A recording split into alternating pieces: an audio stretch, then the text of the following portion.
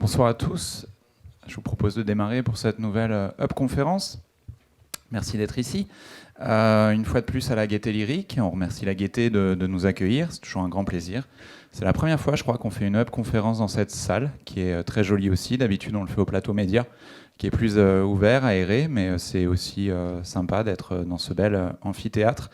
Donc, qui nous accueille pour cette nouvelle Hub conférence dédiée à l'innovation. Je vais passer la parole dans quelques instants à Olivia qui va vous se présenter et puis qui va présenter notre intervenant. Merci beaucoup d'être ici ce soir. Olivia pourra se présenter aussi et merci en tout cas d'être ici pour animer une nouvelle fois cette Hub conférence. Un petit mot d'abord pour vous parler de ces événements qu'on organise quasiment chaque semaine à Paris et de plus en plus en région. Alors vous le savez, le principe des Hub conférences, c'est d'être itinérant. On est régulièrement à la Gaîté Lyrique, je vous le disais, mais on est aussi à la Bellevilloise, dans les mairies d'arrondissement. On essaye de varier les salles et les environnements, parce que l'idée des Hub conférences, c'est aussi de décloisonner et d'inventer avec nos intervenants, mais aussi avec vous, des solutions à des enjeux qui sont de plus en plus complexes. Et on pense qu'il n'y a pas aujourd'hui une catégorie d'acteurs, malheureusement ça se vérifie assez souvent aujourd'hui, particulièrement en temps de crise, il n'y a pas une catégorie d'acteurs qui a la solution, mais les solutions elles viendront d'un dialogue, d'une co-construction entre acteurs publics, entreprises sociales, monde académique. C'est sans doute aussi comme ça qu'on innove. Un petit mot sur le petit bouquin qui est sorti il y a quelques mois maintenant, qui s'appelle Up to You. C'est pas forcément un recueil de toutes les Hub conférences de ces 2 ou 3 dernières années. C'est une tentative de mettre en cohérence justement ce qu'on a pu voir, entendre dans nos événements autour de plusieurs grands sujets, l'innovation justement, mais aussi l'éducation, l'économie, l'entreprise, l'environnement, autant de sujets ô combien importants aujourd'hui et sur lesquels la société civile a souvent quand même des solutions, malheureusement qui ne sont pas toujours très bien reprises par nos politiques ou nos médias. Et en tout cas, l'idée des Hub conférences, c'est aussi ça, c'est de porter ces solutions qui souvent font leurs preuves au quotidien, et puis de faire en sorte qu'on ne réinvente pas toujours l'eau tiède en France, mais qu'on puisse aussi dupliquer ce qui existe déjà et pourquoi pas inventer aussi de nouvelles choses. On va en reparler ce soir grâce à ce dialogue permanent. On remercie évidemment nos partenaires, Accenture, Aviva, le Crédit Coopératif, Danone Communities, Suez, Environnement, la mairie de Paris et puis nos partenaires médias aussi, puisque je vous le disais, c'est un enjeu de pouvoir relayer nos sujets et des sujets comme celui qu'on va évoquer ce soir. Au sujet de Up to You, d'ailleurs, vous l'avez vu ou vous le verrez en repartant, les médias du groupe SOS, donc Up le Mag, Respect Mag, mais proposent aussi Up to You. Donc, si vous voulez pouvoir vous procurer ces ouvrages, vous n'hésitez surtout pas. En repartant, un petit mot sur Hub Campus, puisque c'est le réseau social dont peut-être vous êtes membre. Alors, on va faire un sondage en ligne, j'aime bien ça, en direct plutôt. Qui est membre de Hub Campus ce soir? Voilà. Et que font les autres? En plus, ça vous permet d'avoir en priorité les invitations à nos événements. Parce que ce soir, on ne devait pas être loin, on était peut-être même complet. Je me tourne vers Simon, je sais pas. Oui, on était complet. Donc voilà, c'est pas mal d'avoir en avant-première nos invitations, parce que c'est vrai que nos événements, et c'est tant mieux, plaisent de plus en plus.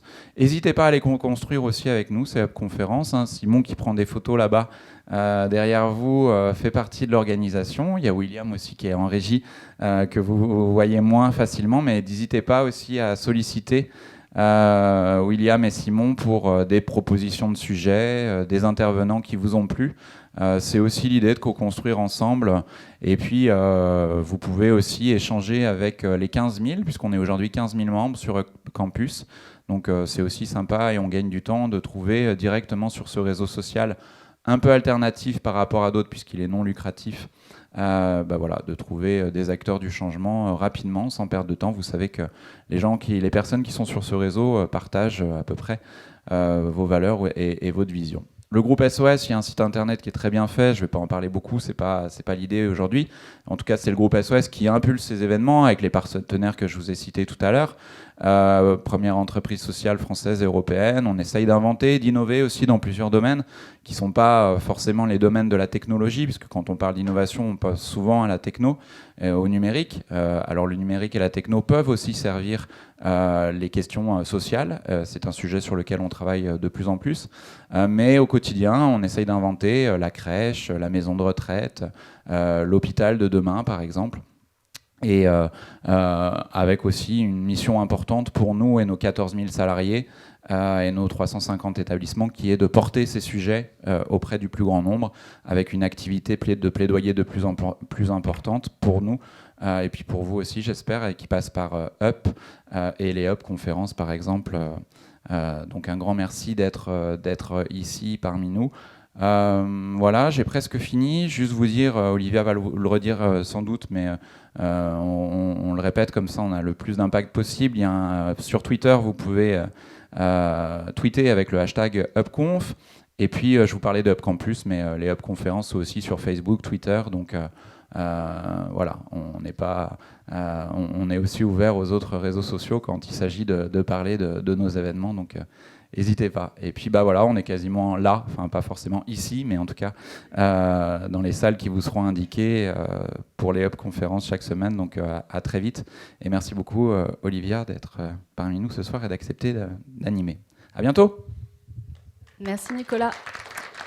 Alors on va avoir un échange avec Louis-David et après je vous laisserai poser vos questions. Simon et William du groupe SOS m'ont dit c'est soirée open, donc lâchez-vous dans les questions. Alors je vais commencer par moi-même et poser la première question à Louis-David. Donc Louis-David, tu as coordonné l'ouvrage Open Models, les business models de l'économie ouverte. Et alors pour comprendre ces modèles open, alors on a le livre en accès libre.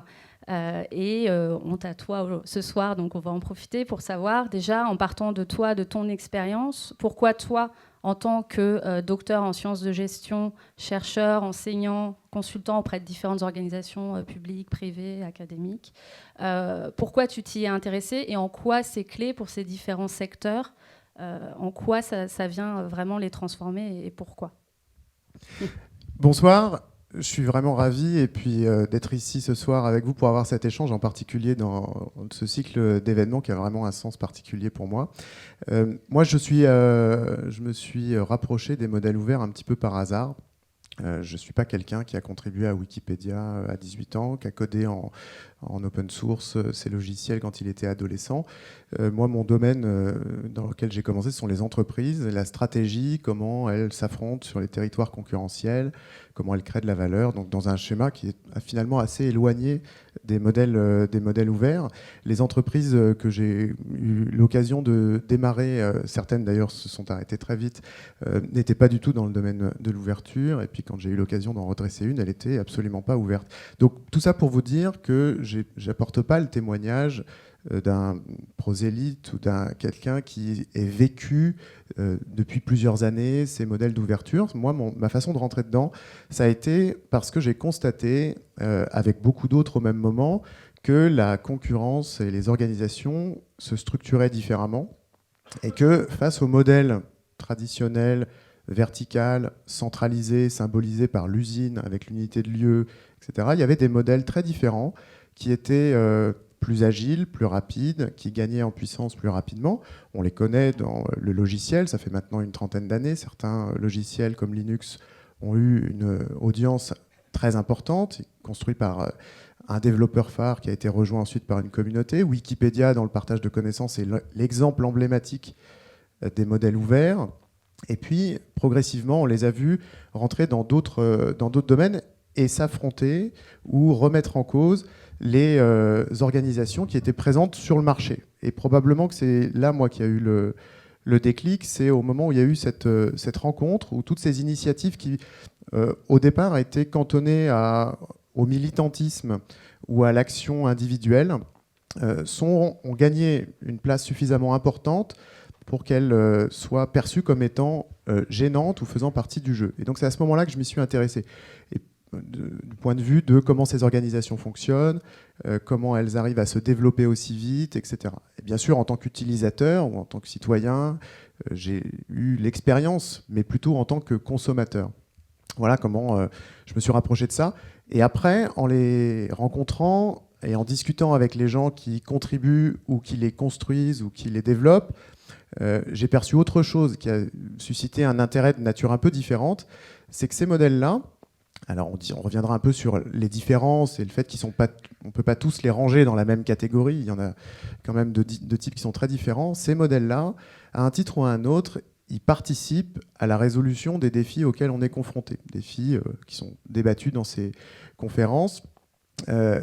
C'est pas la réponse unique, c'est pas la réponse parfaite, mais c'est une partie de la réponse aux défis auxquels on est confronté. Et puis, dans le même temps, une fois qu'on a parlé de Linux et de Wikipédia, on voit quand même qu'il y a peu d'exemples emblématiques. En tout cas, il y en a quelques-uns qui sont très, très emblématiques. Et puis, les organisations qui émergent dans ce domaine-là ont des difficultés soit à pérenniser leur action dans le temps, soit à passer à l'échelle. Et donc, moi, je me suis dit que ma contribution, en tant que chercheur en stratégie, à ces modèles-là, donc ça rejoint un peu la motivation liée à l'exercice de mon métier, puis la motivation un peu citoyenne. Ma contribution, ça pourrait être de nourrir la discussion sur les modèles économiques. Parce que si jamais ils parviennent pas à se développer, c'est peut-être pour une raison de modèle économique. Avant d'en venir au modèle économique, qu'est-ce que tu as observé sur les motivations, par exemple, des grandes entreprises? Parce que comme tu disais, il y a différents niveaux peut-être d'ouverture. Est-ce qu'il n'y a pas une confusion? Tu parlais des logiciels, c'est peut-être intéressant en effet de faire la distinction entre open innovation et open models, où soit on ouvre son actif véritablement, ou on ouvre simplement un process d'innovation. Est-ce que tu peux expliquer ça un petit peu, les différents degrés d'ouverture peut-être? Ouais. Bon, on peut prendre quelques exemples. Le logiciel libre, c'est un logiciel qui est développé par une communauté de façon indépendante, qui le met à disposition du grand public. Chacun peut enrichir le code, le modifier, reverser ses modifications, etc. Ça, c'est un type de modèle. Wikipédia, ça fonctionne de la même façon. Puis on a vu de plus en plus des organisations qui n'étaient pas établies par un objectif de type militant, qui développaient des stratégies d'ouverture. Et il y a un exemple qui date maintenant d'il y a presque 2 ans, c'est Elon Musk, cet entrepreneur que beaucoup d'entre vous connaissent sûrement, qui a fait partie de ceux qui ont cofondé PayPal au milieu des années 90, qu'il a revendu au début des années 2000, qui est devenu très riche, qui a fondé des entreprises très emblématiques, dont une qui est Tesla, qui est une entreprise qui fabrique des voitures électriques, qui se singularisait parce que c'était des voitures qui allaient très vite et qui avaient un design très sportif et donc une innovation technologique très forte. Eh bien, il a décidé en juin 2014 d'ouvrir sa propriété intellectuelle et de dire, alors comme c'est quelqu'un qui communique très bien, il l'a effectivement très bien fait. Il a dit, avant j'étais très fier de mes brevets et des brevets de Tesla. On avait dans le hall d'entrée les brevets qui étaient représentés. Eh bien, à partir de maintenant, vous pouvez utiliser cette technologie librement et vous pouvez accéder à nos brevets sans que nous percevions de royalties. Alors, Elon Musk est probablement quelqu'un de sympathique, il a probablement des visées citoyennes très élevées, mais c'est avant tout un entrepreneur et c'est quelqu'un qui veut faire des gros business. Sa boîte, elle est cotée 40 milliards de dollars ou 20 milliards de dollars. C'est quelqu'un qui est un entrepreneur qui monte des activités de taille significative. Donc on voit bien qu'on ne peut pas mettre dans la même catégorie Elon Musk et puis Richard Stallman, qui est cet apôtre du logiciel libre que vous avez peut-être vu en photo, qui est chevelu et qui est vraiment l'exemple parfait du libre. Alors, on voit bien qu'il y a 2 types de motivations qui permettent de faire une première typologie.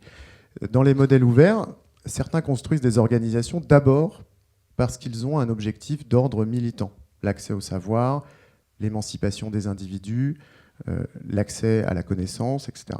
Et puis, il y a d'autres organisations, ça en fait pas, il n'y a pas de hiérarchie à faire entre les deux, mais il y a d'autres organisations qui établissent un modèle ouvert ou des stratégies d'ouverture pour mieux faire leurs affaires.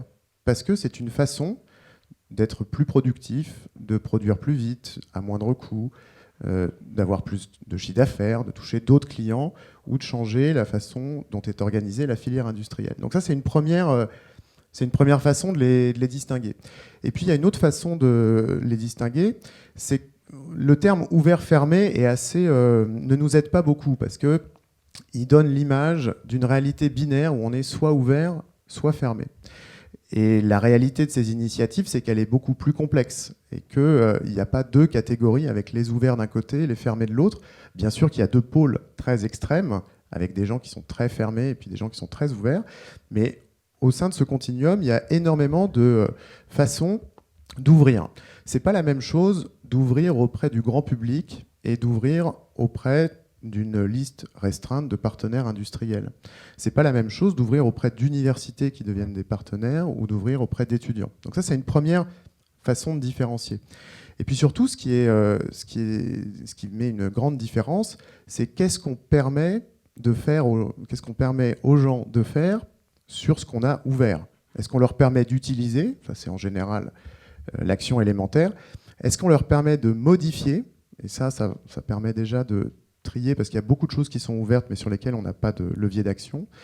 Est-ce qu'on leur permet de diffuser, et puis est-ce qu'on leur permet de monétiser, de faire de l'argent avec. Et donc vous voyez déjà avec ces deux dimensions-là qu'on n'est plus dans une réalité binaire où il y a une situation d'ouverture et une situation de fermeture, mais finalement il y a des cas de figure d'ouverture suivant auprès de qui on ouvre et ce qu'on leur permet de faire. Et est-ce que tu as des exemples dans des startups ou dans des différents types d'organisations où voilà, il y a cette création de valeur tirée par l'externe, entendue au sens large, l'externe en effet pas qu'un certain type de public, et que cette création de valeur, elle change vraiment la façon dont l'entreprise fonctionne, et qu'il y a aussi derrière un partage de la valeur, qu'on va aller chercher voilà, des ressources, mais qu'il va y avoir une redistribution aussi auprès des différents contributeurs. C'est la question importante de ces modèles-là, c'est-à-dire qu'ils font finalement ce qui les rend singuliers et ce qui les rend différents des organisations qu'on a connues, c'est qu'ils font l'hypothèse que la valeur est principalement créée ailleurs, en dehors de l'organisation. En dehors de l'organisation, parce que ce sont des clients qui vont proposer des idées sur une plateforme d'innovation ouverte, par exemple. En dehors de l'organisation, parce que ce sont des contributeurs qui réalisent le contenu. Et donc, il y a une question systématique qui est comment est-ce qu'on assure un retour aux gens qui ont contribué, soit en proposant des idées, soit en faisant des choses. Et là encore, il y a énormément de cas. C'est-à-dire qu'on pourrait même voir certains modèles de plateformes de réseau social, on pourrait les considérer comme des modèles ouverts, puisque finalement, les utilisateurs sont ceux qui créent la valeur et qui produisent le contenu. Ce qui fait que Facebook, par exemple, ne peut pas complètement être rangé dans la catégorie d'un modèle ouvert, c'est que vous ne pouvez pas accéder facilement à vos données, vous ne pouvez pas proposer des modifications de l'algorithme, d'ailleurs l'algorithme, vous ne le connaissez pas, vous ne pouvez pas faire une copie et diffuser. Par contre, la répartition de la valeur, c'est vous bénéficiez d'un service gratuit et en échange, vous nous permettez de monétiser. Et il y a d'autres cas de figure, notamment dans les cas d'appel à idées ou d'innovation ouverte. Toutes ces plateformes, soit à l'initiative d'entreprises, je crois que Decathlon en a lancé une l'année dernière, de co-création avec ses clients, soit des plateformes qui sont dédiées à la co-création pour des marques. Là, la question se pose. C'est-à-dire, si vous proposez une idée pour Decathlon, pour un autre acteur, et que vous arrivez à générer indirectement une ligne d'activité sur un nouveau produit ou sur un nouveau service de plusieurs millions d'euros, qu'est-ce qui vous revient ? C'est quoi votre statut ? Est-ce que vous êtes co-inventeur ? Est-ce que vous êtes juste un utilisateur ? Et là, encore, on a presque autant de cas de figure de répartition de la valeur que de situations.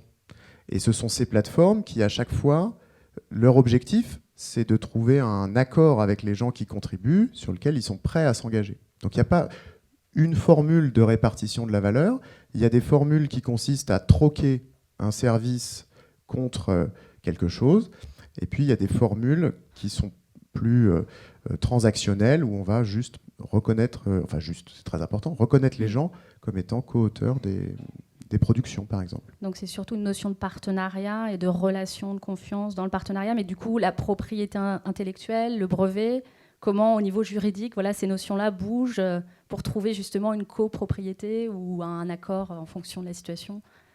Oui, alors la propriété intellectuelle, en tout cas le copyright, est encore le modèle dominant. C'est-à-dire que les modèles issus de l'open source, on parle aussi des voitures en open source, c'est ça qui est intéressant, c'est que ça vient maintenant s'établir sur des domaines qui sont plus uniquement la production de savoir ou la production de logiciels, mais aussi la production manufacturière. On voit bien que ces modèles-là, c'est pas le modèle dominant, hein, c'est toujours quand même le modèle propriétaire, de la propriété intellectuelle individuelle qui est dominant. Et on voit que les juristes ou les formes sont en train d'émerger, les débats sont en train de se structurer, les alternatives sont en train d'émerger, de se développer, mais il n'y a pas encore le balancier n'a pas fini véritablement de se stabiliser.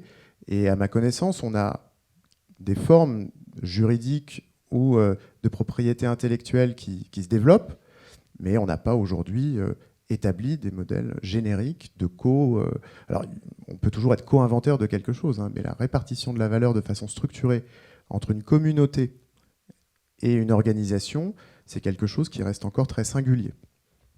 Et ce que tu observes, c'est une multiplication de ces initiatives ou finalement beaucoup d'inertie encore, ou il y a des signaux qui montrent plutôt qu'on va vers le développement ou plutôt que ça reste anecdotique?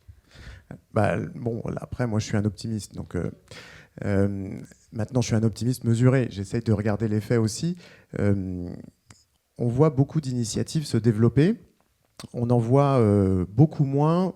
On voit beaucoup d'initiatives émerger. On en voit beaucoup moins prendre une taille significative. Alors, peut-être que c'est parce que c'est trop tôt. Peut-être que, je ne sais pas si vous avez vu cette voiture qui s'appelle Tabi, qui a été proposée par une entreprise qui s'appelle Open Source Vehicle. Tout est dit dans le nom de l'entreprise. Donc c'est une voiture dont les plans sont en open source, dont vous pouvez télécharger les plans, que vous pouvez modifier, que vous pouvez assembler vous-même. De meubles Ikea. C'est l'IKEA de la voiture. En vrai, c'est très dur quand même à faire, non? En vrai, c'est très dur à faire. Pourquoi tu en as monté? J'ai pas testé, mais j'ai vu. Ouais, l'argument commercial, dont on peut très certainement douter, sur leur site, est qu'on peut l'assembler en 41 minutes. On a tous des expériences d'écart entre les délais de montage annoncés et puis les données de montage constatées sur d'autres produits, mais admettons qu'il y a un facteur 10, ça veut dire qu'en une demi-journée, on peut monter sa voiture. Mais sur ces initiatives-là, on les voit émerger, mais on ne les voit pas prendre une place dominante. Alors là encore, c'est peut-être parce qu'il faut peut-être leur laisser le temps. En revanche, ce qu'on voit beaucoup se développer, ce sont des stratégies d'ouverture de la part d'acteurs qu'on appelle historiques ou des grands du numérique qui développent des stratégies d'ouverture auprès de leur communauté d'utilisateurs ou de clients. Et c'est probablement là que, en termes de volume ou d'impact, les choses sont les plus notables. Historiquement, c'est Procter & Gamble qui a été l'organisation dont on a le plus tôt parlé en termes d'innovation ouverte, puisque c'est au début des années 2000 ou à la fin des années 90 qu'ils ont lancé une plateforme d'innovation ouverte qui allait dans deux sens, c'est-à-dire qu'ils disaient à leur écosystème et au grand public, si vous avez des idées de nouveaux produits pour nous, mettez-les sur la plateforme et on va les faire se développer. Et puis inversement, voilà la liste des brevets qu'on a déposés et nous, on n'en fera rien. Si vous avez des idées pour les valoriser, appelez-nous pour en discuter. Donc c'était la première expérience significative d'une entreprise qui assumait le fait, une entreprise industrielle, qui avait construit son succès sur l'innovation, qui acceptait et qui revendiquait que les bonnes idées pouvaient venir d'ailleurs, d'une part, et que leurs anciennes bonnes idées n'étaient probablement pas ceux qui pouvaient les valoriser le mieux. Donc, aujourd'hui, les chiffres que communique Procter & Gamble, c'est que les 3/4 de leurs produits qui sont sur le marché proviennent de cette plateforme. Donc ça veut dire que pour cette entreprise-là, l'innovation ouverte au sens où ouvrir son processus d'innovation à des clients, à des partenaires industriels, c'est devenu le modèle dominant. Il s'est passé quelque chose d'analogue dans la santé, avec les labos pharmaceutiques qui avaient une pratique d'innovation fermée au sens des équipes de R&D très fortes, qui de plus en plus montent des partenariats avec des startups ou des petites entreprises pour raccourcir leur cycle de développement. Donc ça, c'est quelque chose qui se développe véritablement. Et puis l'autre versant, c'est la co-construction avec les utilisateurs. Et oui, auprès de qui on voit beaucoup les startups, l'externalisation vers des petites entreprises, mais est-ce qu'il y a des publics qui te semblent un peu oubliés et qui ne sont pas encore dans la chaîne de l'innovation ouverte ? Des publics. Alors, si on prend un peu un regard international, et puis si on élargit au-delà de l'innovation ouverte, mais peut-être au modèle contributif, ce qu'on constate, c'est que géographiquement, la contribution, c'est-à-dire passer du temps à contribuer à Wikipédia ou à des logiciels, c'est plutôt un truc de bourgeois. C'est-à-dire que c'est plutôt dans les pays d'Europe occidentale et aux États-Unis, dans les pays développés, qu'on a les taux de contribution les plus importants. Donc ça veut probablement dire aussi que dans la hiérarchie des priorités, bon, voilà, en termes géographiques ou internationaux, sur qui contribue, c'est un premier élément. Ensuite, ce qu'on voit, c'est que dans les modèles d'open manufacturing, c'est-à-dire les modèles de fabrication industrielle ouverte, il y a deux pôles importants, un en Italie et l'autre en Asie, où là, on a beaucoup d'entreprises qui se développent sur des modèles ouverts dans la fabrication industrielle. C'est probablement pour le cas de l'Italie, parce qu'il y a une histoire de la fabrication industrielle par un réseau industriel de type PME-ETI très ancré, qui a été très bouleversé par les évolutions économiques, qui fait qu'aujourd'hui, ce tissu industriel trouve un second souffle dans d'autres modes de production. Et est-ce que tu vois des acteurs être dans des process de reverse innovation, d'aller chercher dans des pays dits émergents des nouvelles solutions plus ingénieuses, du coup d'ouvrir le périmètre aussi géographique, tu vois ça dans les... Là aussi, il y a une entreprise américaine qui a beaucoup travaillé ça, c'est General Electric, qui il y a 15 ans avait utilisé ce terme de reverse innovation, qui consistait à dire, pour développer nos innovations, au lieu de considérer les pays émergents comme des nouveaux marchés de débouchés, on va les considérer comme des gisements de créativité. Et comme ils étaient très présents en Inde notamment, ils ont eu quelques très beaux succès d'innovations développées en Inde qu'ils ont ensuite généralisées sur un périmètre plus large. D'accord. Et dans les freins, tu disais il faut du temps. Alors il faut du temps, pourquoi quels sont les grands obstacles, les choses qui demandent du temps, sur lesquelles travailler, peut-être qu'on sous-estime. Est-ce que c'est au niveau des individus, il y a des postures qui ne favorisent pas forcément l'ouverture? Est-ce que c'est aussi au niveau des organisations, la façon dont elles fonctionnent? Est-ce que tu as identifié des paramètres clés qu'il faut pouvoir bouger? Bon, les paramètres, chaque jour qui passe, on les a un petit peu plus en main. Mais en tout cas, ce qui est sûr, c'est que la situation est quand même très différente pour les projets qui émergent et pour les grandes entreprises qui s'ouvrent. Pour les grandes entreprises qui s'ouvrent, elles se sont construites dans l'altérité et dans l'opposition.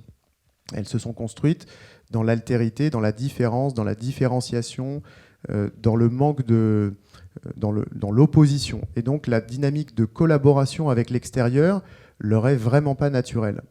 Elle n'est pas naturelle évidemment au sein d'un écosystème concurrentiel, elle n'est pas naturelle au sein de filières qui ont été très organisées avec des donneurs d'ordre et des sous-traitants, et elle est encore moins naturelle quand il s'agit de collaborer avec des clients. Comment est-ce possible que des clients aient de meilleures idées que nos ingénieurs? Ça semble être quelque chose...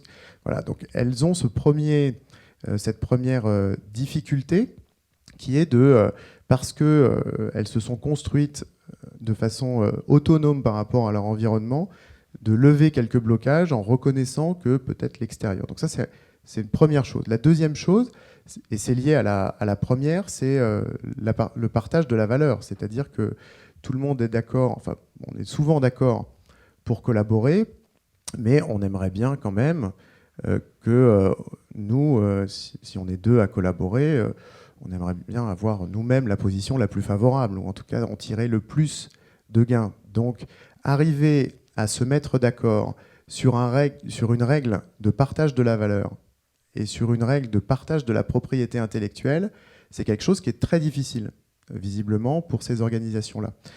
Ce qui facilite les choses, c'est que de plus en plus, elles établissent des collaborations, non pas au sein d'un secteur, mais dans des secteurs qui n'étaient pas forcément en connexion. Et donc, les enjeux de collaboration sont plus simples. C'est plus simple quand on est un acteur d'une infrastructure de services de traitement d'eau ou de déchets, ou une infrastructure de transport.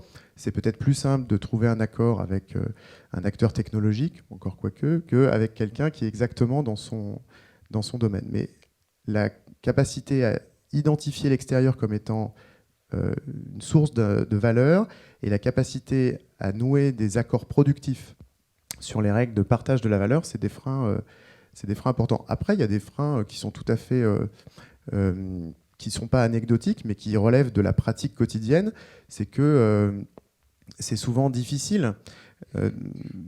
Les organisations sont toujours très contradictoires dans leurs impératifs lorsqu'elles les formulent à leurs dirigeants ou à leurs salariés. C'est-à-dire qu'il faudrait à la fois être très ouvert et en même temps, il faut continuer à faire ce qu'on fait exactement de la même façon parce que les indicateurs de performance restent les mêmes.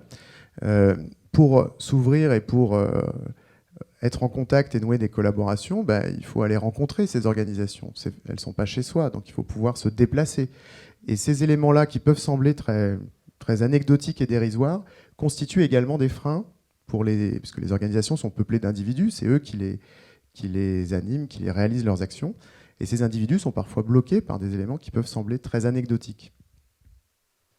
Et est-ce que tu feras un parallèle avec la logique des entreprises libérées où on a une horizontalisation, une déhiérarchisation? Est-ce que tu observes ça avec des acteurs, peut-être certains, qui ont mis en place des logiques collaboratives avec une certaine vision de la mission et du bien-être de l'individu? Est-ce que ça, tu penses que ça peut jouer, en tout cas, si tu ne l'as pas observé? En tout cas, et donc, ça me permet de parler des autres organisations qui sont plus émergentes ou plus communautaires. Oui, ces organisations-là, souvent, à part le fait de proposer un logiciel ou un élément de savoir auquel on a libre accès et sur lequel on peut modifier, etc., elles ont une particularité, c'est que ce sont souvent des organisations décentralisées. C'est-à-dire que les individus qui contribuent ou qui produisent sont dispersés géographiquement. L'organisation du travail est assez peu hiérarchisée. Elle est plus sur la reconnaissance entre pairs. Et donc oui, ces organisations-là, souvent, fonctionnent très différemment et donc s'approchent de ces thèmes que tu évoques, qui sont liés à l'horizontalité, la responsabilisation, l'autonomisation des individus, la diminution des strates hiérarchiques, etc., etc. Ensuite, sur les entreprises qui ne seraient pas nativement décentralisées, je crois qu'on en entend beaucoup parler. Moi, ce n'est pas forcément le sujet que je regarde, en tout cas l'entreprise libérée en particulier. On voit que c'est quand même difficile pour ces organisations-là, en tout cas pour certaines grandes, de remettre en cause l'organisation verticale. Et est-ce que tu penses que le phénomène des labs, notamment les Fab Labs qui se créent dans certaines organisations, ça peut stimuler ces formes d'ouverture-là en interne et en externe, et la logique du design aussi derrière, est-ce que ça peut être un levier? Le design, certainement, puisque le design, en partie, c'est la prise en compte plus forte des utilisateurs ou des bénéficiaires. On ne peut pas le réduire à ça, mais en partie, c'est ça. Et à ce titre-là, oui, ça favorise ce type de démarche d'ouverture vers notamment les utilisateurs. Ensuite, les Fab Labs ou les lieux de production, là encore, il y a une diversité de réalisations qui est très forte. Il y a des gens qui font des Fab Labs chez eux qui ne sont pas ouverts à l'extérieur. Vous ne pouvez pas y accéder. Donc, c'est finalement un petit lieu de production privé. Ils n'échangent pas. Par contre, il y a d'autres acteurs qui ouvrent leur lieu à d'autres individus qui sont des particuliers, qui sont des salariés, qui sont des partenaires industriels. Et là, quand on discute avec ces organisations qui acceptent de faire rentrer chez eux des gens qui ne sont pas de la famille, souvent, ce qu'ils disent, c'est que oui, c'est très intéressant, c'est très bénéfique, les gens se frottent à d'autres modes de fonctionnement, et quand on va nous-mêmes dans des Fab Labs, on fait différemment, etc. Et puis très souvent, on en arrive à la question pas forcément de la propriété intellectuelle, mais de ce qui est privé et de ce qui est public. C'est-à-dire que beaucoup de gens, beaucoup d'industriels sont très à l'écoute de nouvelles idées de gens qui viendraient les leur proposer. C'est moins facile pour eux, dans un Fab Lab, de mettre à disposition une partie de leur propriété intellectuelle pour que des gens travaillent dessus. Donc c'est un peu ça la dynamique dans laquelle qui est en train de se construire dans ces lieux ouverts de fabrication. C'est OK, je veux bien que tu t'ouvres à moi, mais moi je m'ouvre peut-être de façon plus raisonnée ou plus contrainte. Mais probablement que ceux qui en tirent le meilleur bénéfice sont ceux qui acceptent un certain degré d'ouverture. Et pour toi, quel est le meilleur exemple d'ouverture que tu as pu voir, l'ouverture la plus intéressante dans ce qu'elle a produit et dans le type de public qu'elle touche, et qu'est-ce que tu retiendrais, peut-être quelque chose de complètement extérieur à l'organisation classique, mais... Bon, je crois que il y a beaucoup de choses. J'ai pas forcément un exemple unique. En tout cas, ce que je trouve intéressant, ce sont les organisations qui acceptent de laisser à leurs salariés le temps de papillonner ou faire autre chose ou s'investir dans des projets ouverts. Ça, je trouve que ça, c'est le témoignage probablement d'une évolution assez forte. Quand des organisations, et c'est assez historique pour certaines d'entre elles, notamment les universités, quand des organisations acceptent que leurs salariés passent un jour par semaine dans des Fab Labs sans trop qu'ils leur rendent de compte sur ce qu'ils font exactement, ça c'est le signe probablement d'une ouverture un peu plus forte que quand ces organisations elles-mêmes organisent leur propre lieu, font leur propre lieu pour inviter une liste restreinte d'individus. Ensuite, je trouve que le projet de Tabi est pour moi un projet très stimulant. C'est-à-dire qu'au-delà de la question de la propriété intellectuelle qui serait accessible et libre, en fait, ce que porte ce projet-là, c'est la remise en cause de l'entreprise industrielle d'assemblage. Puisque si vous achetez cette voiture, elle vous est livrée en kit et vous l'assemblez vous-même. Ça signifie donc que l'usine d'assemblage telle qu'on la connaît perd de son intérêt, puisque c'est l'assemblage qui est fait par... Et ça, c'est porteur d'un changement industriel qui peut avoir un impact très fort. Alors bien sûr... Parce que c'est le châssis, et après on peut personnaliser avec un réseau local de production. Ouais, alors je vous invite à aller voir sur le site, vous allez voir la tête de cette voiture. Elle vous donnera peut-être pas envie de l'acheter puisqu'en fait elle est livrée sans carrosserie.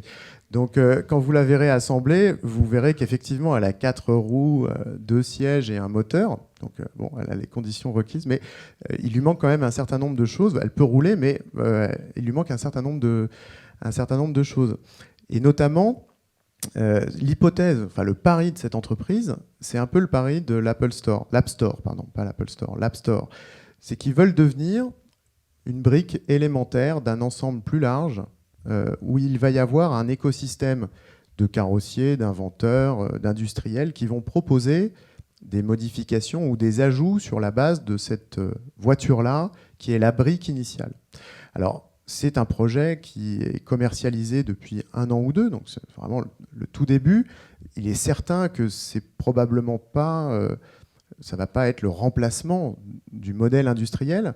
Par contre, suivant la place qu'il prend, ça peut changer quand même un certain nombre de choses sur la façon dont sont conçues, produites et assemblées les voitures. Et on sait la place de l'industrie automobile dans l'écosystème industriel. Donc c'est un peu un modèle plug and play et la multitude vient se greffer et inventer de nouveaux... Ouais, enfin la multitude, faire une carrosserie, c'est pas la multitude quand même. Enfin, non, mais les contributeurs, en fait, sont très variés et peuvent... Là, les contributeurs, en fait, ils peuvent être... Leur pari, c'est vraiment le même pari que Apple avec son store d'applications, c'est de dire nous ne sommes pas capables de nous-mêmes, seuls, identifier les utilisations qui vont être les plus pertinentes. Ceux qui sont capables de le faire, ce sont les inventeurs et les utilisateurs. Et donc, plutôt que d'investir du temps, de l'énergie, de la R&D pour se dire quelle va être la très bonne utilisation de cette voiture, on met à disposition un socle, élémentaire au sens où il n'est pas suffisant, et on va laisser les gens s'en saisir, et ce sont ces actions-là qui vont déterminer les utilisations qui vont marcher. Et tu parlais de Procter & Gamble, je crois que c'est eux qui avaient l'expression qui est passée de la R&D à la CED, Connect and Develop, plutôt que d'être dans de la R&D fermée. Ouais. Connect and Develop, c'est d'ailleurs le nom de leur plateforme. Et sur le comment, pour donner des repères concrets, pratiques sur l'ouverture, je pense que le livre Open Model est une illustration quelque part de la façon de procéder. Est-ce que tu peux raconter un peu le livre, comment ça s'est passé avec une multitude d'acteurs ? Oui, on n'a jamais. C'était aussi un hasard, c'est-à-dire qu'on n'a jamais. Enfin, c'est pas venu d'une idée de vouloir faire un livre. C'est-à-dire qu'on était en train de discuter avec quelqu'un qui est responsable d'un lieu de coworking qui voit passer beaucoup de gens qui sont dans ces communautés-là. Il nous a dit bon, quand même, vous, Without Model, vous travaillez sur les modèles économiques. Il y a quand même un truc utile que vous pourriez faire, c'est déjà de représenter les modèles économiques qui existent et qui marchent. Bon, c'était tellement évident qu'on s'est dit oui, effectivement. Donc, on a organisé une série de conférences sur 6 domaines, les données, le logiciel, le manufacturing, la science, l'éducation et art et culture, enfin la production culturelle. Et puis pour chacune de chacun de ces événements, on s'est donné comme contrainte de produire 3 articles. Une cartographie, un repérage de modèles, une interview d'un acteur d'une entreprise émergente, et puis l'interview d'un institutionnel, d'un chercheur, etc. Et donc, de janvier à juin 2014, on a fait ces 6 événements, et donc on a eu à la fin une quarantaine d'articles, 25 vidéos, et puis certains d'entre eux, certains des participants nous ont dit « Bon, c'est bien le numérique, mais ce serait bien d'en faire un livre ». Et donc là, on a découvert les joies d'un nouveau métier qui est celui d'éditeur, puisque évidemment au départ on souhaitait plutôt que ce soit un éditeur qui s'occupe de ça, puisque c'est quand même un métier particulier. Et puis il y a eu 2 éléments qui nous ont empêchés de le faire. Le premier, c'est ce qui aurait pu être dépassé, c'est une question de délai, c'est que alors qu'on avait tout le contenu, les dates de publication pouvaient être 12 ou 18 mois plus tard.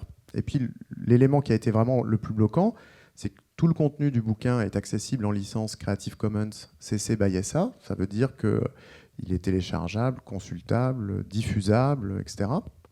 Et ça, c'est absolument pas possible dans un contrat d'édition, puisque la première ligne d'un contrat d'édition, c'est que l'auteur cède ses droits à l'éditeur, dont le travail est justement de les faire fructifier. Donc ça n'a pas été possible. Donc ensuite, on a passé l'été à fabriquer une maquette d'un livre, et puis les gens nous ont dit c'est bien la maquette numérique, mais on voudrait le livre papier.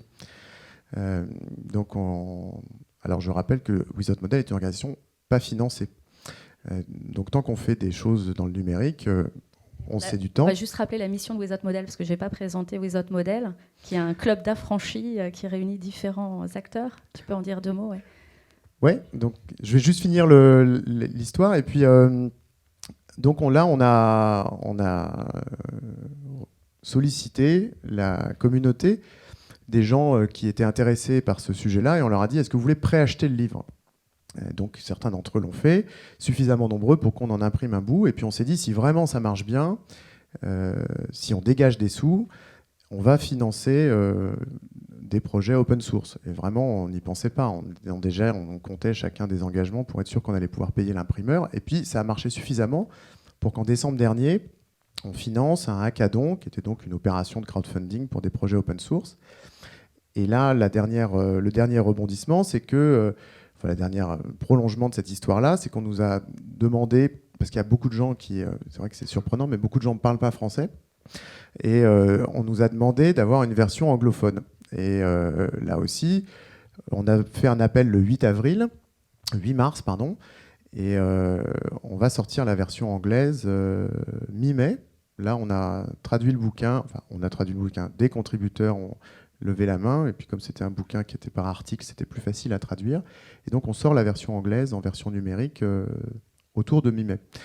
Voilà, donc c'est une illustration d'une dynamique contributive à plusieurs niveaux de la production. C'est évidemment pas la seule façon de... Enfin, je voudrais pas que le message ce soit il n'y a qu'une seule façon de faire des livres, c'est ça. Je dis juste que c'est la façon qu'on a trouvée pour arriver à réaliser ce livre-là. Et puis juste un mot sur Without Model. Donc, c'est une organisation qui a 4 ans maintenant, dont la mission est de contribuer à généraliser les modèles économiques ouverts, collaboratifs ou responsables. Et en fait, on fait 2 choses. On publie du contenu et on organise des événements. Et on souhaite avoir un impact auprès de 2 types d'acteurs, des projets qui émergent et se développent pour leur fournir de la connaissance, du mentoring, de la mise en réseau pour que leur projet se développe, et puis des organisations qui sont existantes pour susciter leur intérêt sur des stratégies d'ouverture, puisque compte tenu de leur taille, si elles font varier leur politique ou leur stratégie sur un élément très restreint, ça peut avoir un impact important. Et oui, ce qui est intéressant là par rapport à Without Model, c'est que la logique de réseau de Without Model a été le levier, la force aussi pour le livre, d'aller puiser dans cette communauté d'acteurs très variés. Et... Tout à fait, oui. C'est-à-dire que beaucoup des exemples que j'ai cités sont des exemples qui ont fonctionné parce qu'ils ont émergé et qu'ils ont été soutenus par une communauté existante. Les initiatives ouvertes les plus... c'est rarement quelqu'un qui s'est dit je voudrais faire un bouquin, je voudrais faire une voiture. Tiens, il y a un truc malin, c'est de trouver des contributeurs qui vont bosser entre guillemets gratuitement, et donc ça va être ma façon de le faire. C'est plutôt à l'inverse que ça s'est passé. Ce sont des gens qui se rassemblent ou qui sont déjà en contact pour des raisons différentes, qui forment un projet commun, contributif, et dans certains cas ça fonctionne et ça se développe, mais c'est pas dans l'autre sens. C'est effectivement plutôt à l'initiative et avec le soutien d'une communauté qui existe. Et spontanément. Parce que comme Without Model est défini, hein, c'est intéressant parce que c'est vraiment, c'est pas un club officiel, c'est quelque chose d'assez libre. D'ailleurs, tu utilises le mot affranchi, où il n'y a pas non plus de modèle, où les gens viennent spontanément, naturellement. Ça, est-ce que tu penses que la façon de faire de ce réseau est différente, et en quoi Oui, ou en tout cas, pour parler des initiatives communautaires et contributives, ce qui est certain, c'est que ça réside sur la force motrice des individus. Et cette force motrice, contrairement, elle n'est pas actionnée, contrairement à l'entreprise traditionnelle, soit par l'incitation financière, soit par la contrainte d'autorité formelle. Ça veut dire que la contribution, ça se suscite plus que ça se décrète. Ça signifie donc qu'il faut, et ça me permet peut-être d'aborder la question de pourquoi les gens, ces individus, contribuent à ces projets. C'est-à-dire qu'il faut qu'ils sont des gens qui ont en général des activités, etc. Ils ne le font pas par désœuvrement, ils le font parce qu'ils y trouvent quelque chose. Et souvent, ce qu'ils y trouvent, évidemment, les cas sont très différents, mais ce qu'ils y trouvent, c'est par exemple une occasion d'apprendre. C'est-à-dire que c'est ce que disent beaucoup de développeurs qui s'engagent dans des projets libres open source, c'est que c'est pour eux une façon d'apprendre et d'être meilleurs dans leur métier. C'est aussi une façon, dans certains cas, d'être distingué ou valorisé au sein d'une communauté. C'est effectivement, pour beaucoup de gens, un élément qui peut constituer une motivation très importante d'avoir un bout de soi dans Linux, dans Mozilla ou dans la voiture en open source Tabi. Donc la reconnaissance, l'apprentissage, c'est 2 leviers importants. Puis il y en a un troisième, c'est de participer à quelque chose de grand, qui a de l'impact, qui dépasse son quotidien et qui prend une place importante. C'est le sens de l'engagement, en fait. Et je crois que ces 3, il y a sûrement d'autres choses, mais ces 3 choses-là expliquent une grande part des raisons qui font que ces individus passent du temps pour contribuer à ces projets-là, qui sont souvent des projets qui sont difficiles à réaliser. Et finalement, moi, ça me fait beaucoup penser aux méthodes agiles dans le milieu du software, du logiciel, en effet. Est-ce que finalement, il n'y a pas à s'inspirer très fortement de tout cet état d'esprit, cette posture et des méthodes à la base du logiciel libre, où on a toute une méthode avec vraiment ces principes d'ouverture, d'itération, de collaboration? Oui, c'est effectivement probablement. Enfin, à titre personnel, j'ai beaucoup appris de ces modes de fonctionnement qui sont pas ceux dans lesquels j'ai été formé et qui sont pas ceux dans lesquels on a le plus l'occasion d'évoluer. Et effectivement, c'est une source de réalisation personnelle qui est très forte. Alors après, est-ce qu'il faudrait que les entreprises soient toutes ou le plus possible organisées de cette façon-là? Il faut que je regarde un petit peu. Parce que je vois que dans certains moments, les yeux regardent ici, peut-être que je regarde. C'est le live tweet ou c'est... Non, c'est des citations de toi. Ah bon? Il faut que je me remette de ça. Ah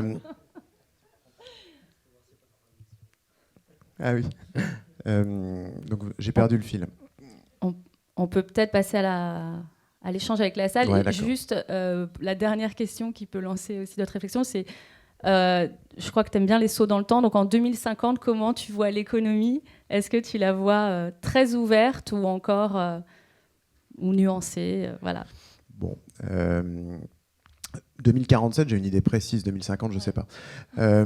En fait, moi, ce qui forme mon intérêt principal pour la période dans laquelle on vit, c'est que on est dans un moment d'une pluralité de modèles. On a été formé, conditionné par des alternatives. La gauche, la droite, le marché, l'État. Et puis on pourrait continuer la liste de façon... avec cette idée de la substitution de l'un à l'autre. Et on voit bien que finalement, le témoignage qu'apportent ces initiatives-là, c'est d'une réalité protéiforme. Vont coexistent déjà des modèles très fermés, des modèles un peu ouverts, des modèles très ouverts. Et puis, mon hypothèse, c'est que cette situation-là va perdurer jusqu'à un moment où des modèles dominants vont de nouveau s'exercer. Donc, est-ce que ça aura lieu en 2025, en 2050 ou en 2075? Je ne suis incapable de le dire. Ce que je ressens, c'est qu'il va y avoir encore pendant un petit moment une pluralité de modèles qui vont émerger. Certains vont gagner en puissance pour des raisons d'adhésion des utilisateurs, des raisons économiques, des raisons politiques, etc.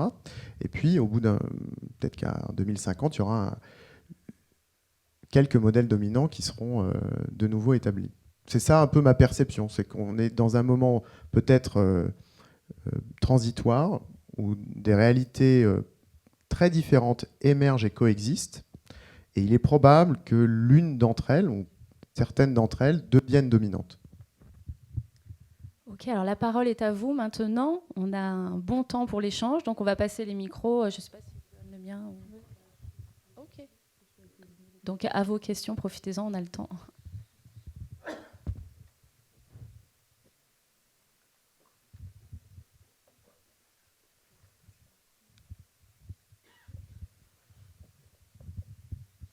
Oui, bonjour, je suis Pascal Serron, je travaille à l'Agence régionale de l'environnement et du développement durable. On a beaucoup travaillé sur la démocratie contributive et j'aurais voulu savoir, parce qu'il y avait tout à l'heure une citation sur le politique, comment vous voyez la démocratie contributive par rapport à l'économie contributive, justement?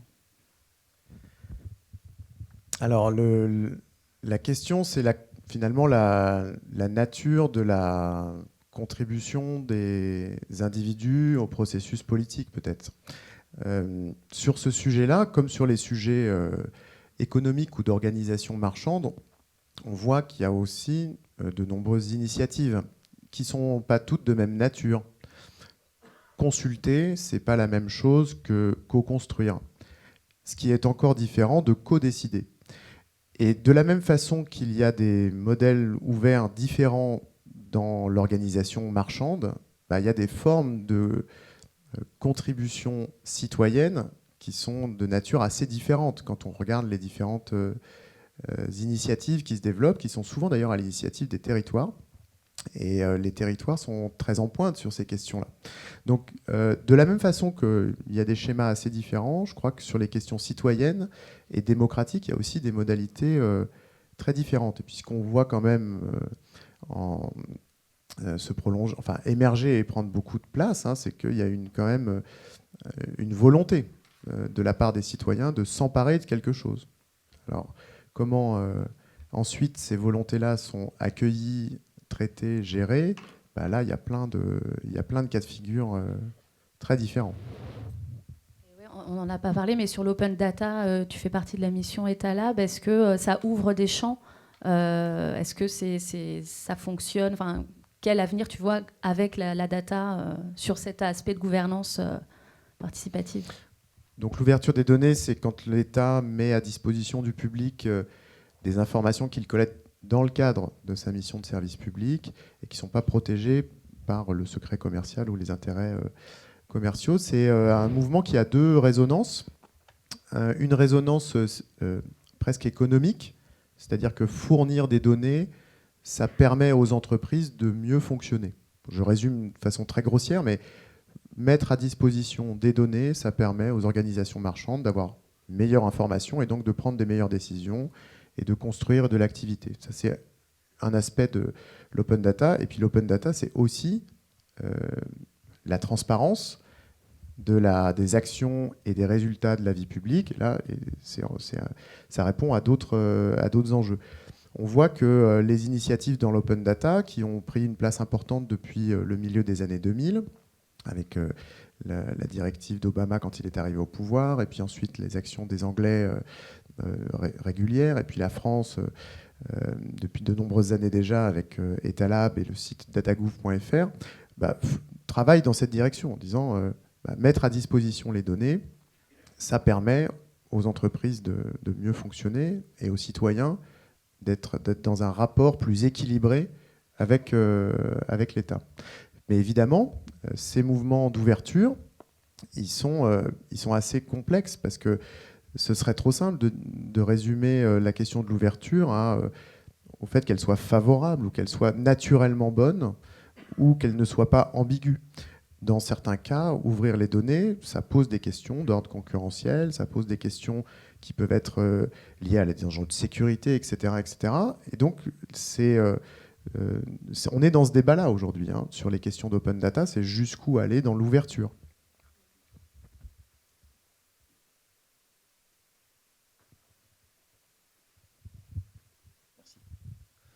Bonsoir. Vous parlez d'équilibre. Une question qui m'intéresse justement, c'est qu'on place souvent l'open innovation, on la regarde sous le prisme de l'entreprise et de la performance de l'entreprise. Et moi, je me pose la question du bénéfice qu'en tire l'individu. Et notamment, est-ce que l'innovation ouverte, ce n'est pas une manière, un cran plus loin après le salariat, pour l'entreprise, de déposséder l'individu du fruit de son travail? Parce qu'en fait, la reconnaissance, c'est bien, mais ce n'est pas ça qui fait bouillir la marmite. Et ce qu'on voit d'ailleurs, c'est que c'est souvent un hobby, quelque chose qu'on fait en plus, à côté de son activité rémunérée.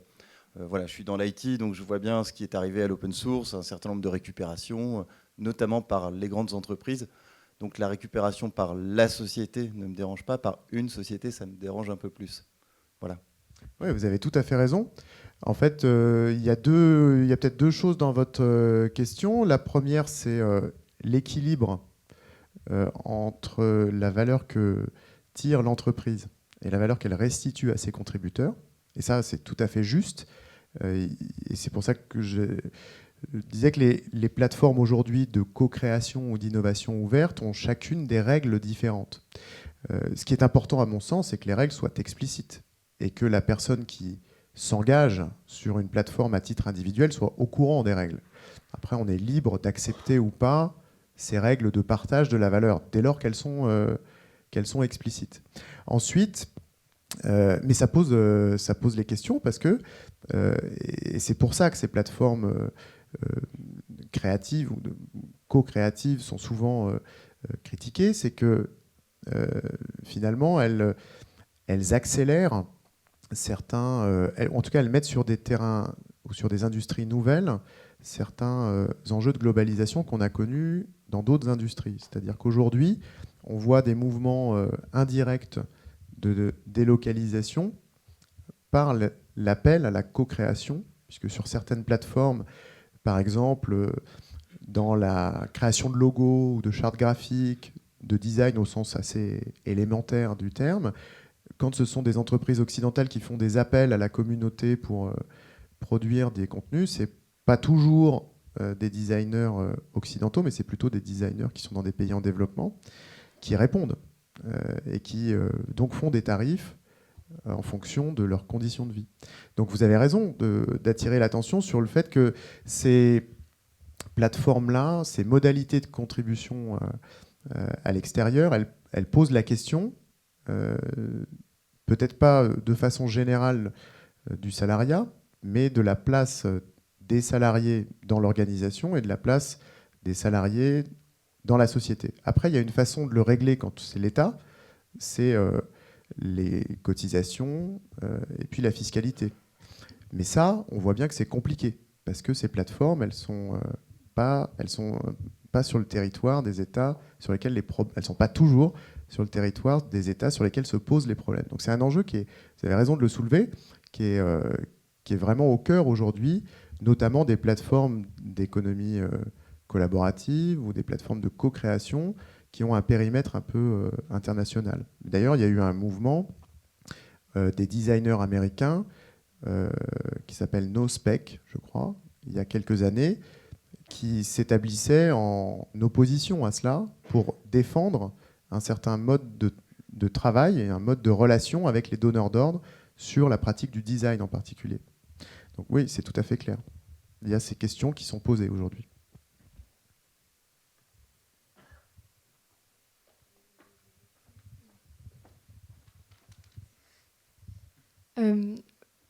C'est justement pour rebondir par rapport à ce que vous venez de dire sur le fait que si on prend un exemple concret de concours comme les hackathons, où les règles doivent être claires et vraiment expliquées par l'organisateur et libre aux participants d'accepter ou non, si on repère que l'organisateur a fait une énorme erreur dans son explication des règles, en disant que l'offrant et le bénéficiaire, en inversant en fait l'offrant et le bénéficiaire dans les règles, et ensuite, si on lit la licence, en l'occurrence, c'est une licence Creative Commons CC BY qui est la moins protectrice pour les participants au concours.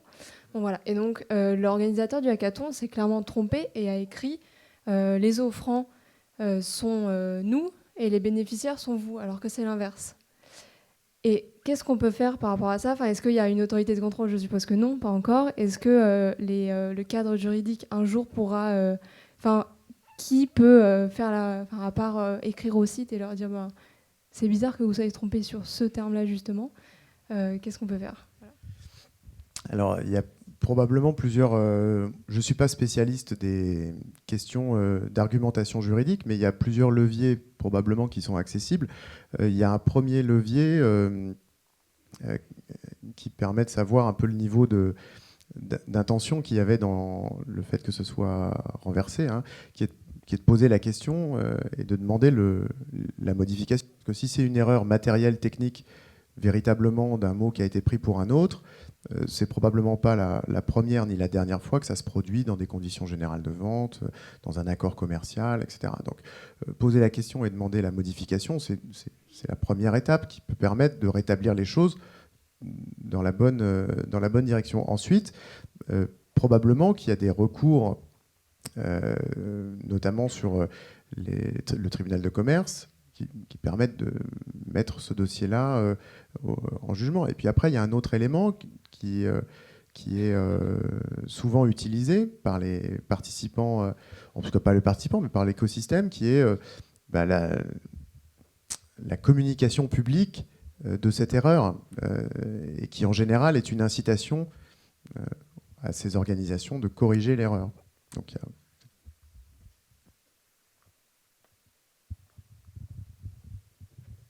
Merci. Bonjour. Je ne sais pas, peut-être que j'ai pas bien compris, mais il m'a semblé qu'à l'origine en fait, de ces nouveaux modèles, c'était porté par une forme d'idéal, un petit peu presque un truc de beatnik, quoi, hein, on va le dire franchement. Est-ce que du coup, aujourd'hui, le fait que ce soit un peu récupéré par la sphère économique, c'est pas finalement la première menace qui pèse sur ce modèle-là ? C'est-à-dire à partir du moment où on veut rendre rentable finalement cette façon de travailler, est-ce que ça dénature pas tout simplement le concept et c'est pas ça la menace? Voilà. Et si c'est vraiment le cas, bah, qu'est-ce qu'on peut faire? Enfin, je veux dire, quelle alternative? Voilà. Comment on sort de ce paradoxe, quoi? Ouais, alors je ne suis pas sûr qu'il y a bien les deux réalités, hein, les activistes. Et je crois que ces activistes-là, ils ne cherchent pas à être rentables. Ils ont décidé de s'organiser et de produire d'une certaine façon, et ils ne cherchent pas à être rentables. Ce sont les organisations qui sont plus traditionnelles, qui, en les regardant, s'inspirent de leur façon de faire et ouvrent une partie de leur façon de faire. Donc ce n'est pas véritablement comme si Richard Stallman devenait un dangereux capitaliste ou le fondateur de Wikipédia qui disait bon, bah, maintenant qu'on a 500 millions d'utilisateurs mensuels, bah, je vais mettre des bandeaux de pub et puis ça va être la cash machine. On n'est pas exactement dans cette situation-là, quoi qu'il y ait des exemples, notamment dans l'imprimante 3D, où certains produits ont été conçus par une communauté, puis ensuite, les gens qui étaient les plus actifs dans la communauté ont trouvé des financements privés, et puis ensuite, les brevets se sont mis sur des produits qui avaient été développés de façon ouverte. Donc le cas que vous décrivez est aussi présent. Après, je crois que des idéalistes et des activistes, tant qu'ils ont la liberté d'exercer, il y en aura. Ils renouvelleront leur mode d'action, etc. Donc je crois qu'il faut être là aussi optimiste sur le fait que des gens qui ont à cœur que les choses soient ouvertes ou accessibles, bah, s'ils sont militants, ils vont trouver les moyens de le faire. Ensuite, la question de la récupération qui était aussi indirectement posée par la remarque tout à l'heure, oui, il peut y avoir une récupération, une prédation, une utilisation de façon plus ou moins bienveillante de choses qui sont produites par des communautés, par des acteurs privés. Ça, c'est tout à fait vrai. Et une façon de se préserver de ça, c'est l'utilisation de certaines licences d'utilisation. C'est-à-dire que certaines licences permettent d'utiliser un contenu, de le modifier, mais pas de le monétiser. Ça, c'est une façon de contraindre ça. L'autre façon, c'est de dire qu'on peut utiliser un contenu, le modifier, et si on le modifie, eh bien on doit publier les modifications sur la même licence. C'est-à-dire que on appelle ça des licences virales, c'est-à-dire que si vous utilisez quelque chose qui est ouvert et que vous le modifiez, vous êtes obligé de le rendre ouvert.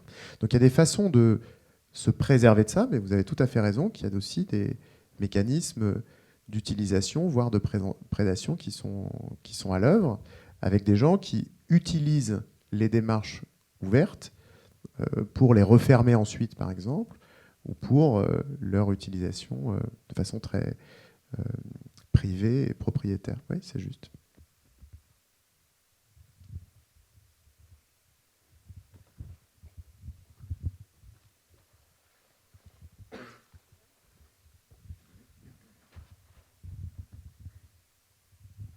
Bonjour, Barthélemy Durette, chercheur en sciences cognitives. Merci pour votre présentation. J'ai une question, justement. Vous avez parlé de ce passage de la bipolarité à la multipolarité. On est en train d'en parler, en fait, le très privé et puis le très ouvert. On est en train de parler de comment ça peut être récupéré, pas récupéré. Et en fait, est-ce qu'il y a une transcription de cette multipolarité dans les statuts légaux? Parce qu'en fait, on connaît les statuts légaux des entreprises classiques, SARL, SAS, qui sont plutôt considérés... En tout cas, voilà, qui sont du côté de l'entreprise, pour les associations de l'autre côté. Et est-ce qu'il y a en fait aussi une diversité de statuts légaux? Et est-ce qu'ils sont employés? Est-ce qu'il y en a certains qui sont employés astucieusement, etc. Et qui s'adaptent mieux ou qui ont des avantages par rapport justement à l'open innovation en général? Alors oui, il y a des formes juridiques qui sont en train de se développer. Par exemple, les B Corporations, B Corps, qui sont des entreprises qui revendiquent cette double construction sociale et marchande économique. Toutefois, je pense que ces logiques-là, on ne peut pas forcément les ramener à la structure juridique de l'organisation. C'est-à-dire qu'il peut y avoir des associations qui vont avoir une action très propriétaire. Il peut y avoir des entreprises marchandes, même des SAS, qui vont avoir un mode de fonctionnement qui va être plus ouvert. C'est un peu comme la question de l'impact social, hein, je pense, qui est beaucoup débattu ici. C'est pas, enfin, la forme juridique ne fait pas la vertu ou le criminel. C'est probablement, bien sûr qu'il y a des formes juridiques qui permettent plus ou moins de choses. Par contre, là où les formes juridiques butent, c'est sur là où il y a des différences importantes de formes juridiques, c'est sur la question de la gouvernance et de la prise de décision. Et évidemment, des formes de type mutualiste ou scope offrent pas du tout le même mode de prise de décision qu'une forme juridique de type SAS, etc. Donc, le degré d'ouverture n'est pas forcément à ramener à la forme juridique. Par contre, les formes juridiques ont une importance forte pour déterminer le type de gouvernance.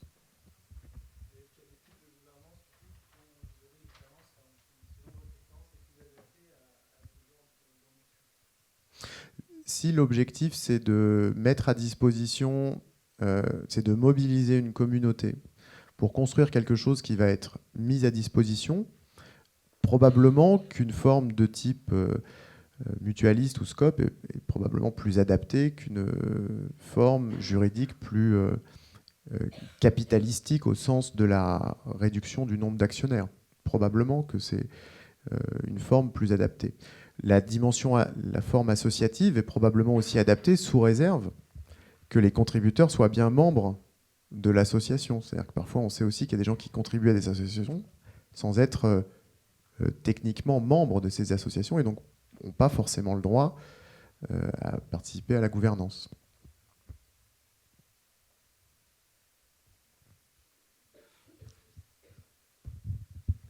Bonjour, Benjamin, merci pour la présentation.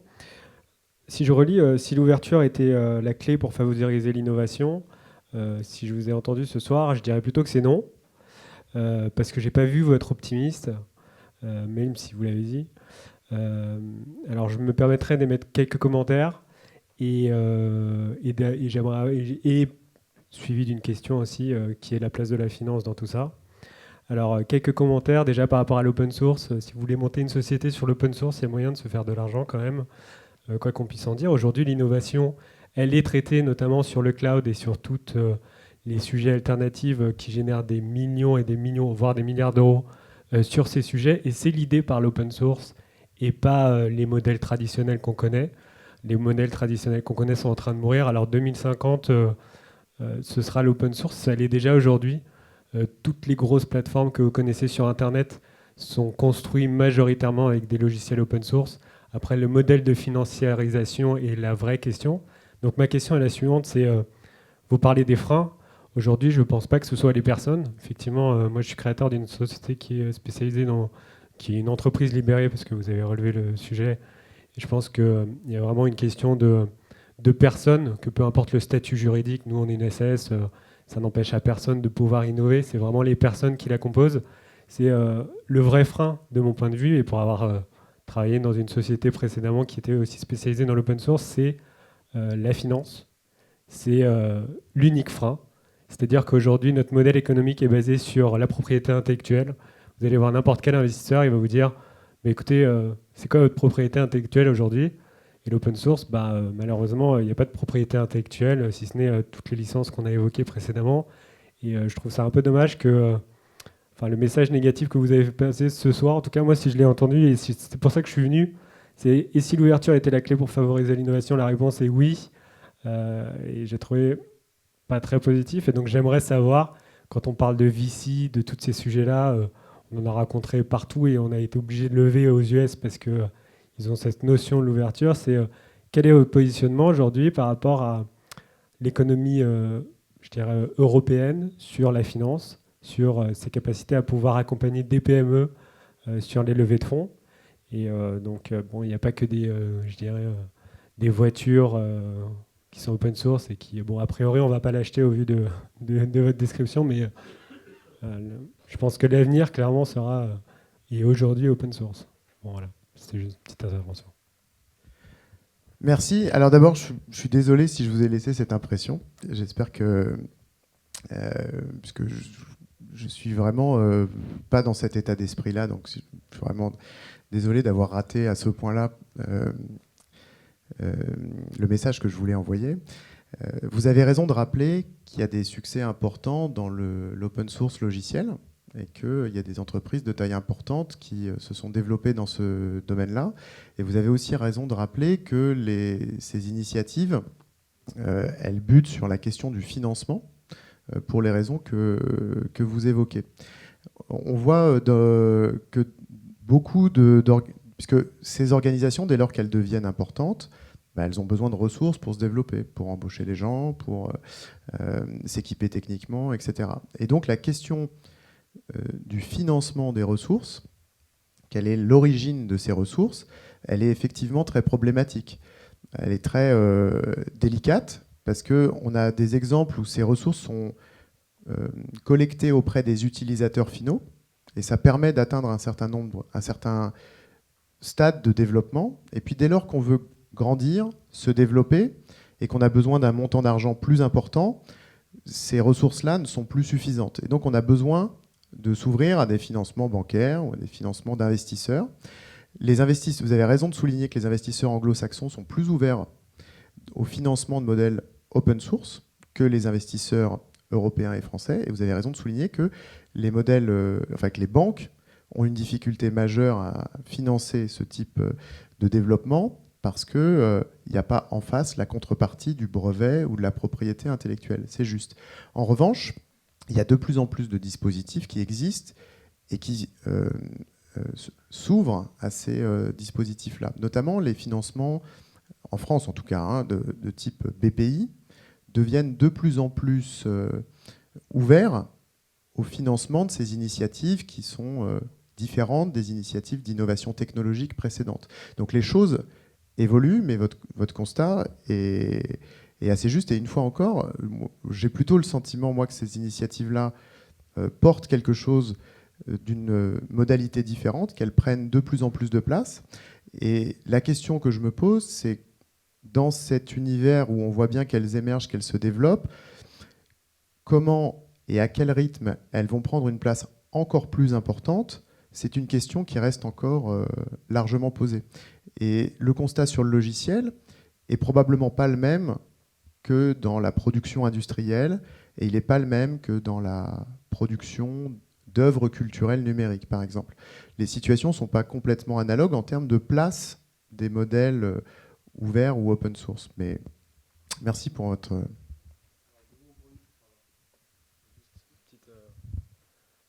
Je pense que ce qui vient vraiment changer aujourd'hui la règle du jeu, c'est qu'avant, on avait des cycles de vie de produits de 3 à 5 ans. Maintenant, on est passé à 6 mois. Et que la récupération par les grandes entreprises de logiciels open source est une très bonne chose en soi. Parce que maintenant, les choses vont tellement vite qu'elles sont obligées de contribuer, sinon elles passent à côté en fait, des nouvelles versions. Je vais juste vous citer un exemple qui est quand même incroyable.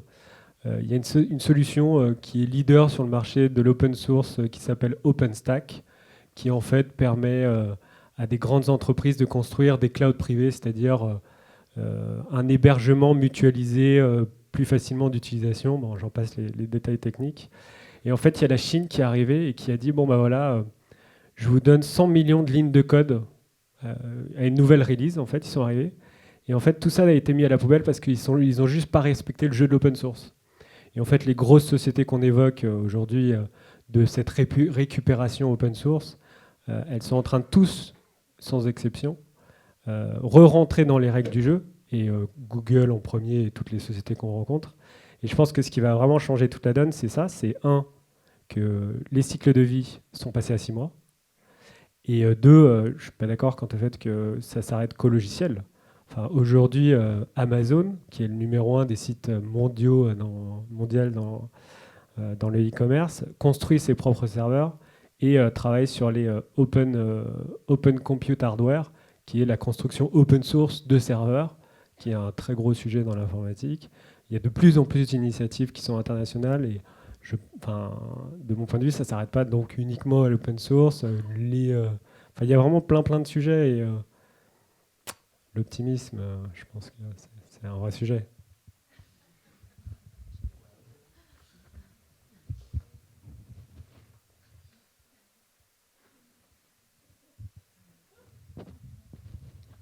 C'est vrai que la question des financements est hyper importante. Et il y a quelques acteurs institutionnels ou déjà existants, peut-être certains business angels ou quoi, qui peuvent y répondre, mais je pense pas assez. Et pour être un petit peu optimiste, il y a des acteurs, même en France, qui ont remarqué ce manque et qui souhaitent créer, par exemple, un fonds de dotation expressément dédié au financement des structures différentes et justement les structures qui sont comme ça ouvertes et pour lesquelles les investisseurs sont des investisseurs qui savent qu'ils vont de base donner à une structure qui est ouverte, donc les retours sont pas du tout les mêmes que dans les structures classiques. Et voilà. Et donc par exemple, il y a WeShare, qui est un acteur d'économie collaborative, qui va créer un fonds de dotation pour ce genre de structure. Donc c'est plutôt positif.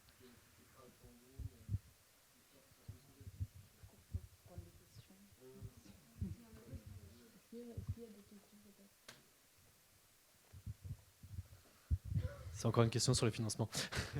Mais est-ce que des sociétés comme la vôtre, Without Models, peuvent faire le lien entre une start-up et un business angel pour leur montrer que oui, un modèle ouvert peut être rentable, peut être...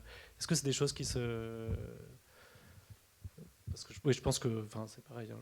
Moi, je suis fondateur d'une start-up et je sais que les business angels, si je leur dis que mon logiciel aujourd'hui, je le mets open source, j'ai plus aucun financement, c'est certain aujourd'hui. Oui, alors ce qu'on a essayé, et puis c'est vrai qu'on aurait peut-être pu en parler précédemment, ce qu'on a essayé de montrer à travers ce bouquin et ces cartographies, c'est que c'est pas parce qu'on est ouvert qu'on gagne pas d'argent. Et donc il y a des modèles très établis qui permettent de construire une activité marchande alors qu'on est dans un modèle ouvert, qu'il s'agisse d'un logiciel ou d'autre chose. Il y a des modèles, par exemple, qui sont des modèles hybrides, où une organisation va produire un logiciel, et le fait que ce logiciel et le mettre à disposition d'une communauté, et le fait qu'il soit utilisé va générer un marché sur d'autres services, de l'installation, de la maintenance, de la formation, etc. Et ça, c'est un modèle qui existe, qui est utilisé par beaucoup d'entreprises, qui fonctionne. Puis il y a un modèle de licence double, où on va mettre 2 licences sur le même contenu, où dans certains cas, pour certains usages, il ne va pas y avoir de transaction marchande, et puis pour d'autres cas, pour d'autres usages, on va avoir une transaction marchande. C'est un photographe qui s'appelle Trey Ratcliffe, par exemple, qui met à disposition ses photos en licence ouverte dès lors que c'est une utilisation privée, particulière. Et si c'est une agence de com qui l'utilise dans le cadre d'une campagne, elle donne lieu à une redevance classique de droit d'utilisation de l'image.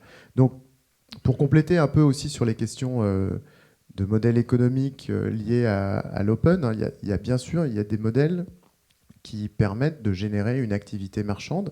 Il y a le modèle des militants qui ne sont pas mus par des motivations marchandes, puis il y a des gens au milieu qui doivent effectivement trouver une solution pour continuer leur action, pour s'inscrire de façon conforme à leurs attentes dans l'équilibre économique, qui construisent des activités marchandes autour de solutions ouvertes. Et puis pour répondre directement à la question, la contribution qu'on peut avoir auprès d'organisations c'est d'une part d'essayer de faire connaître ces modèles-là. C'était un peu l'objet du bouquin et des événements pour les donner à voir, pour dire oui, il y a des organisations qui fonctionnent et qui prennent de la place avec ces modèles-là. C'est donc un modèle viable.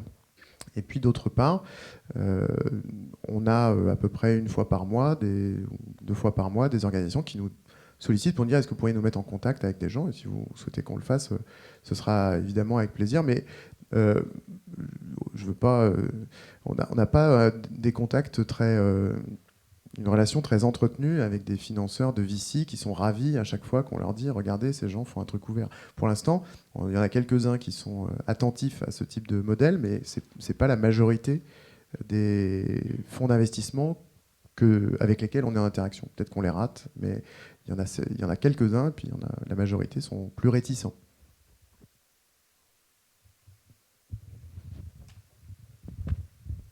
Bonsoir, David, citoyen engagé et debout depuis longtemps. Auriez-vous quelques optimismes et quelques bonnes nouvelles quant à l'application de l'open innovation en termes politiques et citoyennes ? Puisque je crois que la mairie de Paris s'y est mise un petit peu et l'État essaye de s'y mettre un petit peu. Ce modèle pourrait-il parfaitement créer de l'innovation politique ? Je crois qu'il y a beaucoup d'initiatives qui en témoignent. Il y a des initiatives, on en parlait tout à l'heure, à des échelles territoriales où les acteurs du territoire mobilisent les citoyens de façon plus ou moins, avec un engagement plus ou moins fort dans l'identification d'idées, la prise de décision, la co-construction, etc. Il y a des plateformes depuis plusieurs années qui se sont construites pour répondre à cet objectif de mettre plus en relation les individus et les gens qui font les lois. Il y en a une qui s'appelle Parlement et Citoyens, qui avait comme proposition, par exemple, de faire discuter la loi avant qu'elle soit proposée à l'Assemblée pour être discutée auprès des parlementaires, qui est un exemple de contribution. Alors, certaines propositions de loi ont suscité un nombre important de commentaires, etc. Il y a aussi ce qui s'est passé dans le cadre de la loi numérique, où il y a eu un mouvement de consultation, pas de codécision, mais de consultation en tout cas assez large dans l'élaboration du projet de loi, qui témoigne un peu de ça. Donc on voit, et puis on pourrait faire la liste maintenant je pense qu'il faut aussi assumer le fait que le militantisme, de toute façon, il est ouvert, quoi, et il est contestataire. Il n'attend pas d'avoir des modèles pour prospérer. Je pense que le militantisme et l'engagement, ça s'opère sur des modalités qui ne sont pas aussi analytiques qu'il y a 3 modèles, et puis voilà comment ça fonctionne. L'action et l'engagement collectif, on voit bien que ces formes sont renouvelées. En tout cas, il y en a des témoignages dans l'actualité récente de façon assez significative. Donc ça montre bien que ces modèles-là, en tout cas que cet activisme-là se renouvelle. Maintenant, je ne ferai pas une OPA en disant « Regardez, c'est un modèle ouvert ». C'est de l'activisme politique qui construit un mode d'action, probablement dans lequel les individus ont plus de place. Mais finalement, c'est le militantisme politique en général qui se construit sur ces bases-là. Merci, on va devoir clore la conférence et je pense qu'on peut inviter à aller regarder sur le site de Without Model, il y a pas mal d'initiatives très positives et puis je propose pour la prochaine UpConf un open bar, ça ce serait une super bonne nouvelle à la Gaîté Lyrique, mais je crois qu'il ferme donc on est vraiment obligé de libérer la salle, mais merci beaucoup pour votre présence. Merci.